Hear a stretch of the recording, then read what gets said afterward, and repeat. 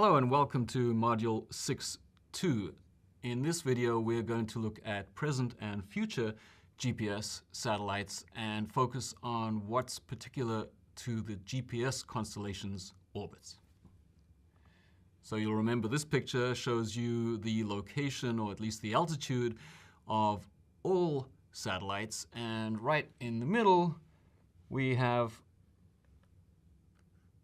GPS in a medium Earth orbit.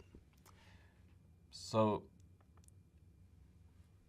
to explain that a little bit more, I'm going to begin with a short animation of a geostationary satellite, and we pick a particular SBAS satellite, which is part of the augmentation system for GPS. So you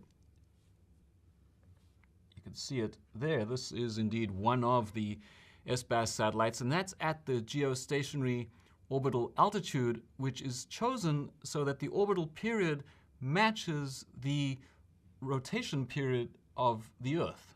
And if you have such an altitude and you put the satellite in the equatorial plane, as shown here, then what happens as the satellite orbits is that the Earth rotates underneath it at the same rate, and the satellite appears to stay in the same place in the sky. So this is the first of several videos that'll show you simulations of what's going on.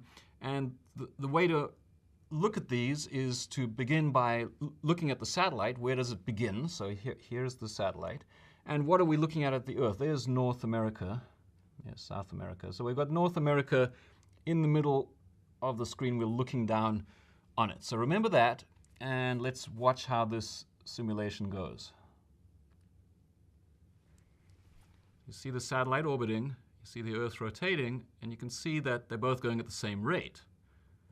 So if you were standing in the Americas looking at that satellite, it would appear to stay in the same place in the sky. And that's why all the television satellites, all the communication satellites sit in that same orbit.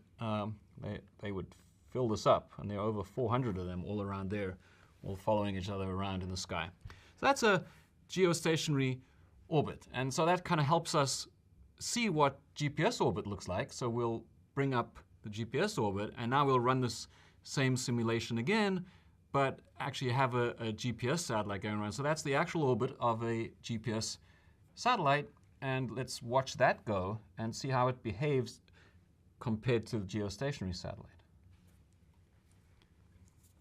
So there, now you'll see the geostationary satellite's halfway around. The GPS satellite did one full orbit and another full orbit. So what you're seeing is that because the GPS satellite has a lower altitude, because of Kepler's laws, it has to go faster. And so it's orbiting twice as fast as the geostationary satellite. And after two orbits, it's back where it started. The Earth is back where it started. And so the whole thing will repeat every day. And that's the reason the GPS satellites are at their particular orbit. GPS was the first global navigation satellite system, and so the GPS designers chose that orbit altitude so that the GPS satellites repeat every day. But what do we mean by every day exactly? And so to be more precise, we must revisit this idea of sidereal day, which you looked at when you looked at the orbits, but I just need to revisit it for you before we go on talking about all these different satellite systems. So what is a sidereal day? Again, a sidereal day is how long it takes the Earth to rotate 360 degrees. Now, the first time you hear that, you might say, oh, I know that, that's 24 hours. Well, not exactly, because if the Earth were just sitting there in space and rotated 360 degrees, that would be 24 hours. But that's not what happens. While the Earth rotates on its axis, it's also orbiting the sun. And so it actually looks like this.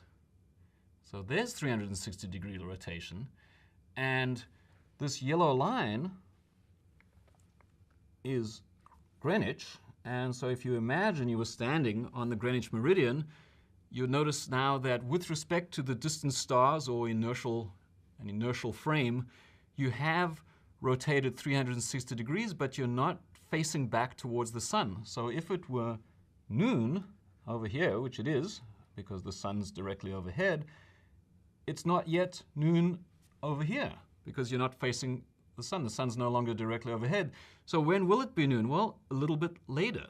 You'll have to rotate a little bit more. Now the sun's directly overhead, and that is 24 hours. That's the definition of 24 hours. A solar day is how long it takes the Earth to rotate so that the sun appears back where it was at the same longitude as the previous day.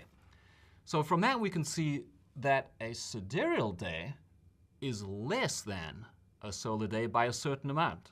Now, by how much, you might know this answer, you might remember it, but in the spirit of not having to remember anything, just understanding anything, I'll show you a little trick. You notice it rotates a little bit extra, and this happens 365 times in a year. The Earth has to rotate all the way around the sun in a year. So the amount extra that it has to rotate times 365 gives us one whole extra rotation. And so from that, we can infer that a sidereal day is that much less than a solar day, 1/365th. And so that brings us to this little quiz, which is for you to work out how long is a sidereal day to the nearest minute. And it's a simple calculation, but I want you to do it. That's going to help you remember.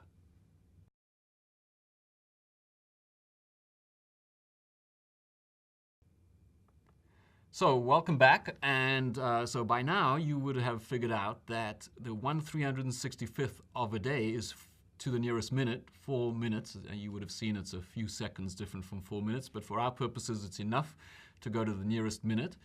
And so we've now seen that the GPS satellite, by having an orbit period of exactly half a sidereal day, which it does, so half a sidereal day, we can see very clearly that after 2 orbits, the Earth is back where it started in inertial space because it's spun around once, 1 sidereal day.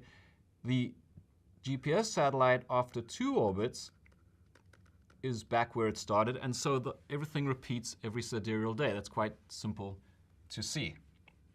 And so that's something that's special to GPS and different for all the other systems, and we'll see how in the following videos. And so finally, we just show the picture of all the GPS orbits and summarize them like this, and we'll show the same kind of picture for all the different constellations, and so you can get a good feel as we work through this module of how they are similar and different from each other. So the things we choose to highlight here are the total number of satellites. There are currently 31 GPS satellites in operation. There have been approximately 31, meaning 30, 31, or 32, and varying as certain satellites are launched or taken offline. However, it is known as a, quote, 24+ constellation, and that's because the guaranteed minimum number that the US Air Force guarantees they will provide to you, this is in the interface specification that they provide, they say there will always be 24 satellites. So they maintain the system at 30, but as satellites get old, it's possible they could go back to 24. And so it's known as the 24+ constellation, although over the last several years, the system has maintained at 30, so it's a reasonable guess that it will continue to be maintained at 30, but it's not a guarantee. So that's the number of satellites. There are 6 planes, about 5 satellites in each plane. Of course, one of them has to have 6 to get 31. Each plane is inclined at 55-degree inclination, and the consequence of that is that as the satellite orbits and the Earth rotates underneath, the highest point on the Earth that a satellite can get to while still directly overhead is 55 degrees latitude and minus 55 degrees latitude and so on. And as the satellite orbits and the Earth spins underneath, because the Earth's spinning at a different rate, as we just saw in the video, you get a line on the Earth for each satellite that looks very much like the line on a tennis ball. So if you imagine that line, the seam on a tennis ball, that's what each satellite traces out in the Earth. If we try to follow one here, it would look like this, and it would be the same on the other side. And that's the consequence of, what that is the point directly beneath the satellite as the satellite orbits and the Earth spins underneath it.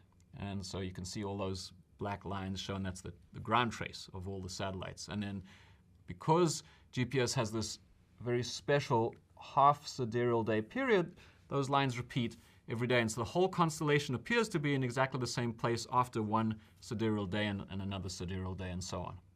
And then GPS has the SBAS system, the Space-Based Augmentation System, to augment it, made up of the WASS satellites from the United States, EGNOS from the European Union, and MSAS from Japan.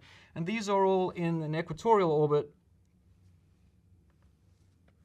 a geostationary orbit, as we saw before. And so they each appear to stay stationary over whichever particular territory they were launched. And of course, the WASS satellites serve North America, EGNOS satellites serve Europe, and MSAS are over East Asia.